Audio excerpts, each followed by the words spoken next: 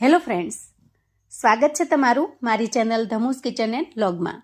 આજે મને થયું કે કંઈક એવું બનાવીએ જે ખાઈને ઘરમાં નાના મોટા સૌ રાજી થઈ જાય અને થોડા ખર્ચા પણ ઓછા થાય. તો ફટાફટ રેસિપી બનાવીશું. આને તમે સવારે કે સાંજે નાસ્તામાં, બાળકોના ટિફિન બોક્સમાં કે મહેમાન આવે ત્યારે પણ બનાવીને પીરસી શકો છો અને 15 દિવસ સ્ટોર પણ કરી શકો છો. અને સ્વાદ તો એવો ગજબનો બને છે, બજાર કરતાં બેસ્ટ, શુદ્ધતાની ખાતરી સાથે. સાચું તો તમને ત્યારે લાગશે જ્યારે તમે એક વખત બનાવી જોશો. તો સૌથી પહેલાં આપણે અહીંયા 1 કપ જેટલો રવો લઈશું. તમે અહીંયા રવો કે સૂજી કોઈ પણ લઈ શકો છો. રવાને કે સૂજીને આપણે એકદમ સરસ મજાનો ચાળી ચોખ્ખો કરીને લેવાનો છે. અને અહીંયા રવાની સાથે 2 ચમચી જેટલું બટર લઈશું. તમારી પાસે જો હોમમેડ બટર ના હોય તો બજારની અંદર જે પેકેટમાં તૈયાર મળે છે એ બટર પણ લઈ શકો છો. હવે આપણે ગેસ ઓન કરીશું અને ગેસ ઉપર એક પેન મૂકીશું. હવે પેન થોડું ગરમ થાય એટલે આપણે અહીંયા 2 ચમચી જેટલું તેલ લેવાનું છે અને તેલને સરસ રીતે ગરમ થવા દેવાનું છે.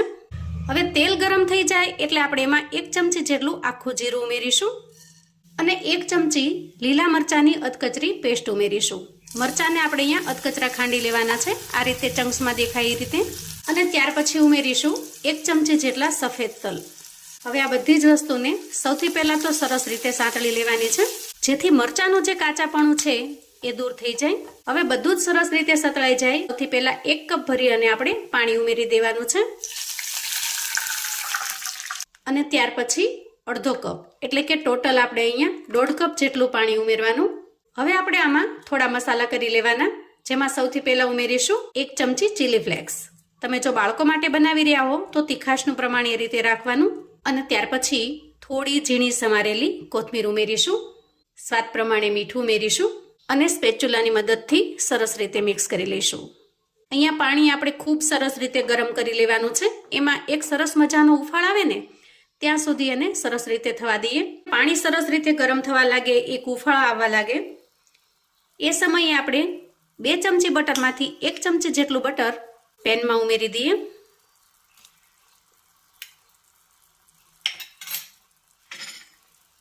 અને સરસ રીતે મિક્સ કરી લઈએ. ખરેખર મિત્રો, આજનો જે નાસ્તો બનશે એટલો ટેસ્ટી અને લાજવાબ કે નાના બાળકો તો શું, ઘરમાં વડીલોને પણ આ નાસ્તો ખરેખર ખૂબ જ પસંદ આવશે. એવો સરસ ટેસ્ટી લાજવાબ બનશે. અહીંયા આપણે જે બટર મેળવ્યું છે એ પાણીની અંદર સરસ રીતે મેલ્ટ થઈ ગયું છે. હવે ફરી આપણે ગેસની ફ્લેમને થોડી હાઈ પર લઈ જઈએ, જેથી પાણીમાં ઝડપથી ઉફાળ આવવા લાગે. હવે આ રીતે એકદમ સરસ ઉફાળ આવવા લાગે એ સમયે આપણે જે સૂજી લીધેલી છે, સાફ કરીને તૈયાર કરેલી, એ સૂજી ઉમેરીશું અને સૂજીને આપણે આ રીતે ઉમેરવાની છે. જુઓ, સ્પેચ્યુલા ચલાવતું જવાનું છે અને સૂજી ઉમેરતું જવાનું છે, જેથી બિલકુલ ગાંઠા નહીં બને અને એકદમ સરસ સ્મૂથ બેટર બનીને તૈયાર થશે. હવે ગેસની ફ્લેમને આપણે થોડી ધીમી કરી લઈએ અને બેટરને અંદાજે 1 મિનિટ સુધી ગેસ પર થવા દઈએ અને 1 મિનિટનો સમય થાય ત્યાર પછી ગેસની ફ્લેમને બંધ કરીશું. તો અહીંયા તમે જોશો કે આપણે જે પાણી લીધું હતું ને એકદમ પરફેક્ટ માપથી લીધેલું હતું, જેથી બેટર છે એકદમ સરસ લોટ જેવો બનીને તૈયાર થયો છે, જેમાં બિલકુલ વધારે પડતું પાણી નથી, જે બિલકુલ ઢીલું પણ નથી.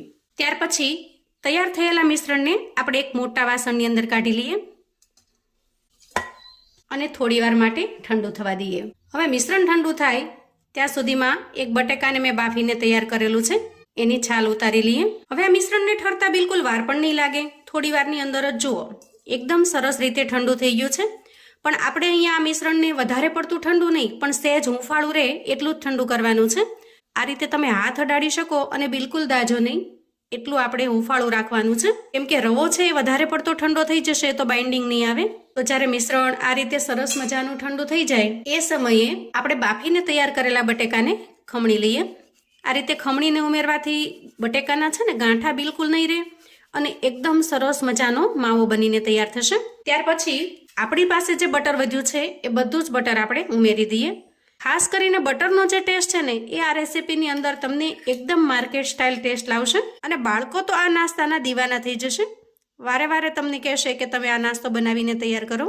હવે છેલ્લે આપણે આના અંદર 2 ચમચી જેટલો આરા લોટ અથવા તો કોર્નસ્ટાર્ચ ઉમેરવાનો છે. અને જો એ બંનેમાંથી એક પણ વસ્તુ તમારી પાસે અવેલેબલ ન હોય ને તો તમે 2 ચમચી જેટલો એકદમ ઝીણો ચોખાનો લોટ પણ ઉમેરી શકો છો.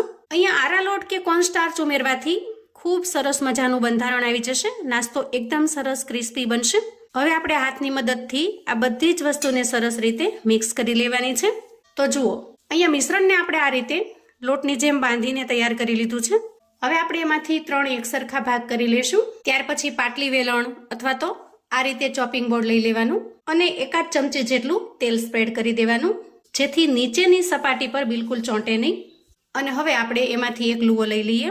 અહીંયા તમને ફાવે તો તમે હાથની મદદથી પણ ફેલાવી શકો છો, અને જો એ રીત ન ફાવે તો આ રીતે વેલણની મદદથી વણી પણ શકો છો. આ રીતની થિકનેસમાં આપણે વણવાનું છે.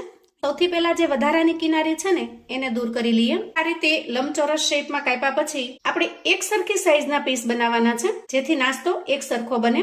અને ત્યાર પછી એક પીસને અલગ કરી લેશું. હવે આ બનાવેલા શેપ છે ને એ લાંબા સમય સુધી સારા રહે અને સુકાઈ ન જાય અથવા તો એકબીજાને ચીપકી ન જાય, એના માટે આપણે અહીંયા 2 ચમચી જેટલો આરા લોટ અથવા તો કોર્નસ્ટાર્ચ તમે જે લીધું હોય એ લઈ લેવાનું. અને જો ચોખાનો લોટ લીધો હોય તો ચોખાનો લોટ લઈ લેવાનો છે.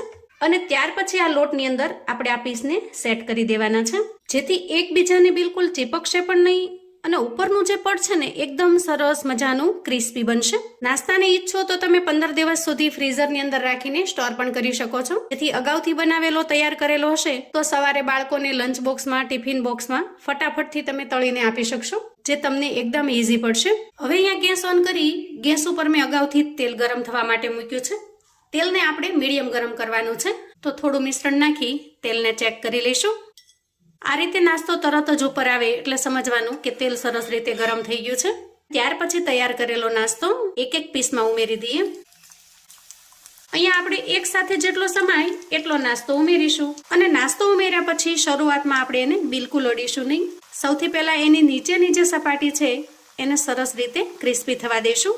અને થોડી વાર પછી જ્યારે નીચેની સપાટી થોડી ક્રિસ્પી થઈ ગઈ હોય એવું લાગે ત્યાર પછી આપણે નાસ્તાને થોડો ચલાવીશું. જો આ નાસ્તો છે ને એ ઝડપથી ભાંગી જશે, જેથી તમારે એની સાઈડ ચેન્જ કરવામાં ધીરે ધીરે સાઈડ ચેન્જ કરવાની છે.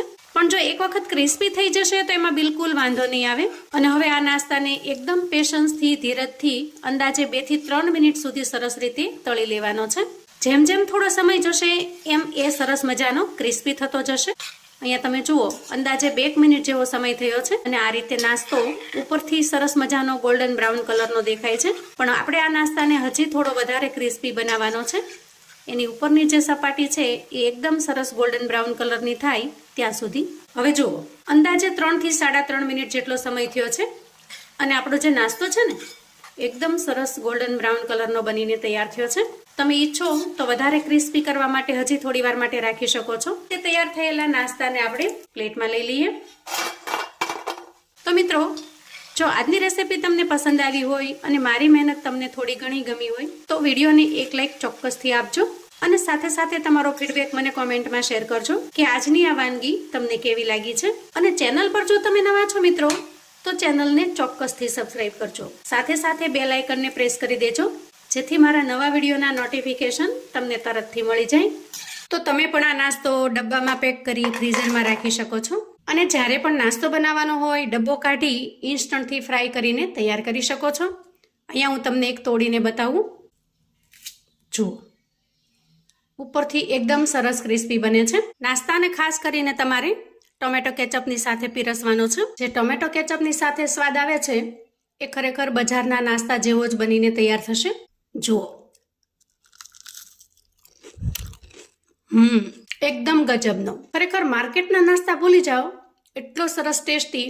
બાળકોને જો એક વખત આપશો તો બાળકો વારંવાર આ નાસ્તાની ડિમાન્ડ કરશે, એની મારી 100% ગેરંટી છે. તો વિડીયો ગમે તો લાઈક કરજો, શેર કરજો, ચેનલ પર નવા છો તો સબસ્ક્રાઇબ કરજો અને રેસીપી કેવી લાગી એ કોમેન્ટમાં જણાવજો.